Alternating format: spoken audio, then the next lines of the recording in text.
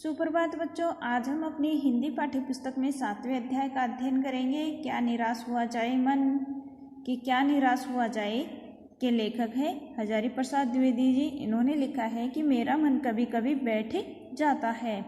समाचार पत्रों में ठगी, डकैती, चोरी, तस्करी और भ्रष्टाचार के समाचार भरे रहते हैं।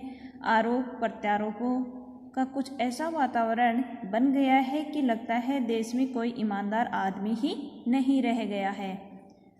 हर व्यक्ति संदेह की दृष्टि से देखा जा रहा है। जो जितने ही ऊंचे पद पर है उनमें उतने ही अधिक दोष दिखाई दिए जाते हैं।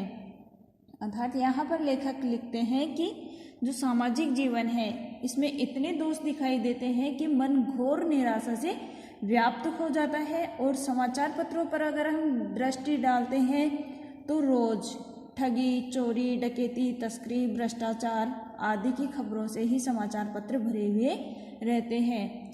लोग एक दूसरे की कमियां निकालते हैं और कमियां निकाल करके ही एक दूसरे पर कटाक्ष करते हैं। यह सब देख करके लेखक कहता है कि ऐसा लगता है कि ये जो अपना देश है वह सारा देश चोरों, डकैतों और ठगों, भ्रष्ट लोगों से ही भर गया है।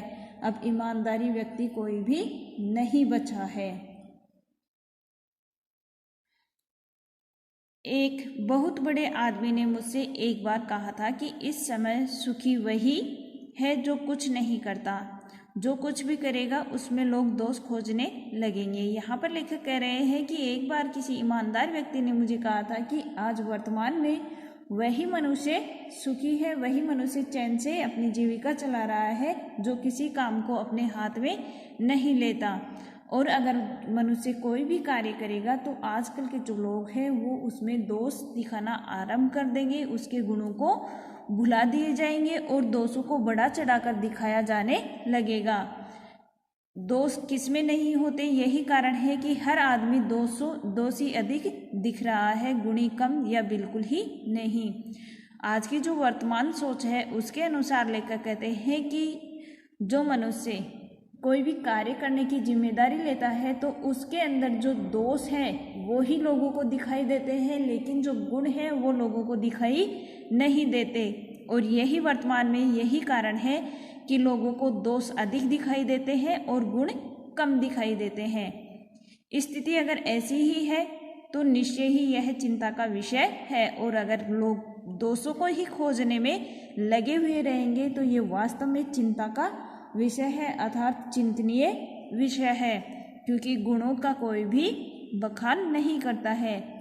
क्या यही भारतवर्ष है जिसका सपना तिलक और गांधी ने देखा था? अब लेखक कह रहे हैं कि यही अपना जो भारतवर्ष है जिसका सपना तिलक और गांधी ने देखा था। रविंद्रनाथ ठाकुर और मदन मोहन मालवीय का महान संस्कृति सभ्य भारत किस अतीत के गहर में डूब गया है कि इन महान पुरुषों का जो महान भारतवर्ष था वह आज कौन से गड्ढे में डूब गया है। आर्य, द्रविड़, हिंदू और मुसलमान, यूरोपीय और भारतीय आदर्शों की मिलन भूमि मानव महासमुद्र क्या सूख ही गया है? मेरा मन कहता है कि ऐसा हो नहीं सकता। हमारे महान मनीषियों के सपनों का भारत है और रहेगा। यहाँ पर लेखक कह रहे हैं कि हमारे भारतवर्ष में पहले अनेक जातियां निवास करती थी, सब आपस में प्रेम भाव से रहते थे, कोई भी किसी के दोषों को नहीं खोजता था। लेकिन वर्तमान में जो जातिवाद है वह इतना अधिक बढ़ गया है कि जो एकता की भावना थी, एकता का जो समुद्र था, क्या वह सूख ही गया है? और अब लेखक कह रहे हैं कि मेरा मन कहता है कि ऐसा नहीं हो सकता। अर्थात भारतीयों की जो भावनाएं हैं वह पूरी तरह से अभी तक समाप्त नहीं हुई और जो हमारे भारतवर्ष का सपना महान अनुभूतियों ने देखा था वह यही भारत रहेगा। भारतवर्ष ने कभी भी भौतिक वस्तुओं का संग्रह को बहुत अधिक महत्व नहीं दिया। उसकी दृष्टि से मनुष्य के भीतर जो महान आंतरिक गुण स्थिर भाव में बैठा हुआ है वही चरम और परम है। लोभ, मोह, काम, क्रोध आदि विचार मनुष्य में स्वाभाविक रूप से विद्यमान रहते हैं, पर उन्हें प्रधान शक्ति मान लेना और अपने मन तथा बुद्धि को उन्हीं के इशारों पर छोड़ देना बहुत बुरा आचरण है। भारतवर्ष ने कभी भी उन्हें उचित नहीं माना है। उन्हें सदा संयम के बंधन से बांध कर रखने का प्रयत्न किया है, परंतु भूख की उपेक्षा नहीं की जा सकती और बीमार के लिए दवाइयों की उपेक्षा नहीं की जा सकती। गुमराह को ठीक रास्ते पर ले जाने के लिए उपायों की उपेक्षा नहीं की जा सकती। अर्थात यहाँ पर लेखक के कहने का तात्पर्य है कि भारतवर्ष ने कभी भी भौतिक वस्तुओं का संग्रह नहीं किया। जो हमारे पूर्वज थे वो सादा जीवन, उच्च विचार को अपने जीवन में सबसे अधिक महत्व देते थे और सुख सुविधा देने वाली जो वस्तुएं हैं जैसे धन, संपत्ति, भवन, वस्त्र आदि को महत्व उन्होंने नहीं दिया। हमारे जो ऋषि मुनि, विचारक और धर्माचार्य सभी ने मनुष्य के हृदय में सदा रहने वाले जो गुण हैं उनका ही आचरण किया है और प्रकृति ने सभी मनुष्यों के मन में लोभ, मोह, कामनाएं, क्रोध आदि की जो भावनाएं प्रदान की हैं उनसे मनुष्य का आचरण प्रभावित होता है। मनुष्य को इनके साथ विवेक और बुद्धि भी प्रदान की गई है, लेकिन जो मनुष्य है वह लोभ, मोह, काम आदि पर नियंत्रण रखता था। अतः इन भावनाओं पर नियंत्रण रखा जाता है और जो मनुष्य है वह अगर लोभ, मोह, काम, क्रोध आदि की भावना में बह जाता है तो निश्चित रूप से ही उसका आचरण बुरा हो जाता है। अर्थात मनुष्य को लोभ, मोह, काम, क्रोध पर नियंत्रण रखना चाहिए। भारतवर्ष ने कभी भी उन्हें उचित नहीं माना है कि ऐसा भारतवर्ष के जो लोग हैं उन्होंने कभी भी इनको उचित नहीं माना है। जैसे सदा संयम में बंद करके वो अपने को संयमित रखने का प्रयत्न करते हैं, लेकिन अगर किसी भूखे व्यक्ति को भोजन नहीं मिलना है, भूखे व्यक्ति की उपेक्षा की जाती है, रोगी को दवाई मिलनी चाहिए, जो सही आचरण से भटक गया है उसको सही रास्ता दिखाया जाना चाहिए। यदि ऐसा नहीं होगा तो मनुष्य की जो मन है वह उस पर अपना वश नहीं रख पाएगा और समाज में उसका जो आचरण है वह हानिकारक हो जाएगा। और यह तभी संभव होगा जब लोगों की सोच अच्छी होगी, अर्थात जीवन सादा होगा, एक दूसरे की आवश्यकता को समझेंगे। वह यह है कि इस देश की कोटि कोटि दरिद्र जनों की हीन अवस्था को दूर करने के लिए ऐसे अनेक कायदे कानून बनाए गए जो कृषि, उद्योग, वाणिज्य, शिक्षा और स्वास्थ्य की स्थिति को अधिक उन्नत और सुचारू बनाने के लक्ष्य से प्रेरित है। परंतु जिन लोगों को इन कार्यों में लगना है उनका मन सब समय पवित्र नहीं होता है। प्राय वे ही लक्ष्य को भूल जाते हैं और अपनी ही सुख सुविधाओं की ओर ज़्यादा ध्यान देने लगते हैं।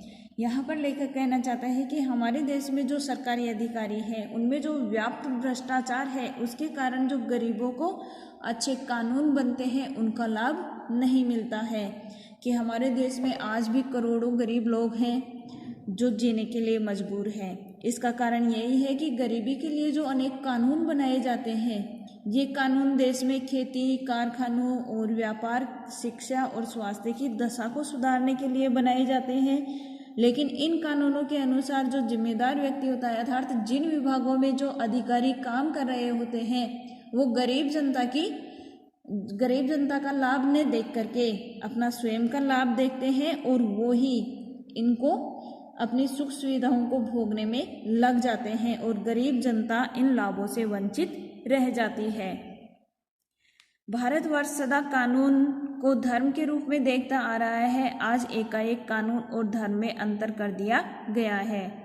धर्म को धोखा नहीं दिया जा सकता, कानून को दिया जा सकता है। कि भारतवर्ष की जो जनता है वह धर्म को और कानून को हमेशा से सम्मान मानती आई है, लेकिन आज की जो वर्तमान स्थिति है उसमें धर्म में और कानून में अंतर कर दिया गया है। कि धर्म को तो धोखा नहीं दिया जा सकता लेकिन कानून को धोखा दिया जा सकता है, अर्थात जो गरीब जनता है उसको धोखा दिया जा सकता है। यही कारण है कि जो लोग धर्म भीरू हैं वे कानून की त्रुटियों से लाभ उठाने में संकोच नहीं करते। और यही कारण है कि आज के जो अधिकारी लोग हैं जो गरीब जनता तक उसका लाभ नहीं पहुंचने देते। इस बात के पर्याप्त प्रमाण खोजे जा सकते हैं कि समाज के ऊपरी वर्ग चाहे जो भी होता रहा हो, भीतर ही भीतर भारतवर्ष अब भी यही अनुभव कर रहा है कि धर्म कानून से बड़ी चीज है।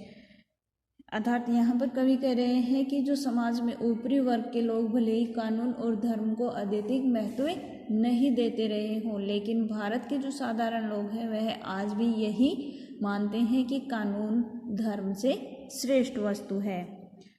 अब भी सेवा, ईमानदारी, सच्चाई और आध्यात्मिकता के मूल्य बने हुए हैं। वे दब अवश्य गए हैं लेकिन नष्ट नहीं हुए हैं। आज भी वह मनुष्य से प्रेम करता है, महिलाओं का सम्मान करता है और चोरी को गलत समझता है, दूसरे को पीड़ा पहुंचाने को पाप समझता है। आदमी अपने व्यक्तिगत जीवन में इस बात का अनुभव करता है।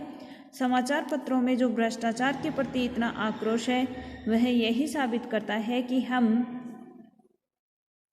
ऐसी चीज़ों को गलत समझते हैं और समाज में उन तत्वों की प्रतिष्ठा कम करना चाहते हैं जो गलत तरीके से धन या मान संग्रह का करते हैं। अर्थात यहाँ पर लेखक कहना चाहते हैं कि जो वर्तमान समाज में जो लोग हैं, व्यक्ति हैं, वो कोई दोषी है तो कोई किसी के जो दोष हैं वो जनता के सामने आ जाते हैं। अर्थात कि अब भी समाज में सेवा, ईमानदारी और दुखियों की सेवा करना, ईमानदारी से जीवन बिताना, सच्चाई पर चलते रहना, धर्म पर विचार विमर्श करते रहना, यह गुण आज भी विद्यमान है। आज की जो भौतिक सुख सुविधाओं के आकर्षण से इनका महत्व भले ही कम हो गया हो, लेकिन यह नहीं माना जा सकता कि इन गुणों का महत्व समाप्त हो गया है। भारत का आम नागरिक आज भी मनुष्य से प्रेम भाव, नारियों के सम्मान का भाव रखता है और झूठ, चोरी, डकैती आदि को गलत ही मानता है। दूसरों को दुख पहुंचाना पाप समझता है। और यही देखते हुए लेखक का मानना है कि हमें निराश नहीं होना चाहिए, समाज में अच्छे गुणों को बढ़ाना चाहिए, सम्मान करना चाहिए उनका। और प्रतिदिन जो समाचार पत्रों में भ्रष्टाचार के प्रति जो लोगों का आक्रोश पैदा हो रहा है, आक्रोश दिखाई दे रहा है, वह इस बात को प्रमाणित करता है कि जो गलत तरीकों से धन इकट्ठा करने वालों को समाज में गलत ही माना जा रहा है, इसीलिए इतना उनके प्रति आक्रोश हो रहा है। अगर उसे गलत नहीं माना जाता तो लोगों में इतनी आक्रोशता उत्पन्न नहीं होती। और उनके माध्यम से जो समाज में जो बुरे तत्व हैं उनको कम करने का उद्देश्य होता है। दोषों का पर्दाफाश करना बुरी बात नहीं है। यहाँ पर लेखक कह रहे हैं कि जो मनुष्य के दोष हैं, जो भ्रष्टाचार है, उसका पर्दाफाश करना बुरी बात नहीं है। बुराई यह मालूम होती है कि किसी के आचरण के गलत पक्ष को उद्घाटित करके उसमें रस लिया जाता है। अर्थात जो वर्तमान की स्थिति है कि अगर मनुष्य का थोड़ा सा भी दोष किसी के सामने आ जाता है तो वह उसको आनंदपूर्वक सुनता है और फिर उसी के अनुसार उसका जीना हराम कर देता है और दोषों का उद्घाटन एकमात्र कर्तव्य मान लिया जाता है और यही उसने अपना कर्तव्य मान लिया है। बुराई में रस लेना बुरी बात है, तो हमें लोगों की बुराइयों में रस नहीं लेना चाहिए, अर्थात रुचि नहीं लेनी चाहिए, आनंद नहीं आना चाहिए। अच्छाइयों में उतना ही रस लेकर उजागर न करना और भी बुरी बात है। हमें लोगों की अच्छाई को अच्छी तरह से उजागर करना चाहिए, अच्छाई ग्रहण करनी चाहिए। सैकड़ों घटनाएं ऐसी घटती हैं जिन्हें उजागर करने के लिए लोक चित्त में अच्छाई के प्रति अच्छी भावना जगती है कि सैकड़ों ऐसी घटनाएं भी घटती हैं जिन्हें उजागर करने से लोगों में अच्छी भावनाओं का संचार होता है। अब लेखक यहाँ पर कह रहे हैं कि एक बार मैंने रेलवे स्टेशन पर टिकट लेते हुए गलती से मैंने 10 के बजाय 100 रुपये का नोट दिया और मैं जल्दी जल्दी गाड़ी में आकर बैठ गया। अब लेखक अपनी बात बता रहे हैं कि एक बार मैं रेलवे स्टेशन पर गया तो वहाँ पर गलती से मैंने 10 के बजाय 100 का नोट दे करके टिकट ली और आकर के गाड़ी में बैठ गया। थोड़ी देर में टिकट बाबू उन दिनों के सेकंड क्लास के डिब्बे में हर आदमी का चेहरा पहचानता हुआ उपस्थित हुआ। उसने मुझे पहचान लिया और बड़ी विनम्रता के साथ मेरे हाथ में 90 रुपये रख दिए और बोला, यह बहुत गलती हो गई थी, आपने भी नहीं देखा, मैंने भी नहीं देखा। उसके चेहरे पर विचित्र संतोष की गरिमा थी। मैं चकित रह गया। यहाँ पर लेखक कह रहे हैं कि थोड़ी देर बाद में ही जो टिकट बाबू है वह सेकंड क्लास के डिब्बे में हर एक व्यक्ति का चेहरा देखता हुआ आता है और उसने मुझे पहचान लिया और वापस 90 रुपये दे करके कहा कि ये आपसे भी गलती हो गई है और मेरे से भी हो गई है, अर्थात हम दोनों से ही भूल हो गई है। और वह उसके चेहरे पर अब संतोष था। जब उसने उसके 90 रुपये वापस लौटा दिए तब उसके चेहरे पर जो संतोष की भावना थी वह देखने योग्य थी और जो लेखक है वह आश्चर्यचकित रह गया। धन्यवाद।